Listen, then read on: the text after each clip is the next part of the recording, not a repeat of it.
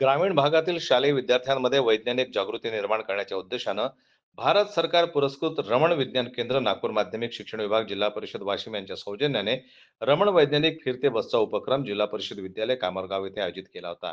दरम्यान बसमधील विज्ञान प्रदर्शनाचं उद्घाटन जिल्हा परिषद सदस्य मीनाताई भोने, सरपंच साहेबराव तुमसरे, शाळा समिती अध्यक्ष दीपाली लोमटे, शाळा समिती सदस्य मझहर खान, शिक्षण तज्ञ डी.आर. भटकर, सौदागर, केंद्रप्रमुख गावंडे, मुख्याध्यापक प्राध्यापक सुरेश राठोड या मान्यवरांच्या हस्ते करण्यात आलं.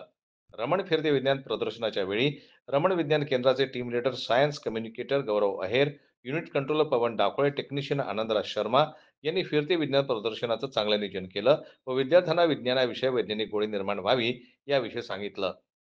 रहमतुल्ला अनवार उर्दू हाई स्कूल कामरगांव के असिस्टेंट टीचर है। हमने हमारी स्कूल से तकरीबन 8, 9 और 10 क्लासेस से 160 स्टूडेंट्स आए हैं। तकरीबन 2 घंटे हुए हैं। बच्चों सभी स्टूडेंट को बहुत सारी चीज़ें जो रमन साइंस एग्जीबिशन सेंटर की बस आई है नागपुर से, तो बहुत सारी चीज़ें देखने को मिली और उन्होंने कुछ नोट भी किया और मालूमात में इजाफा हुआ।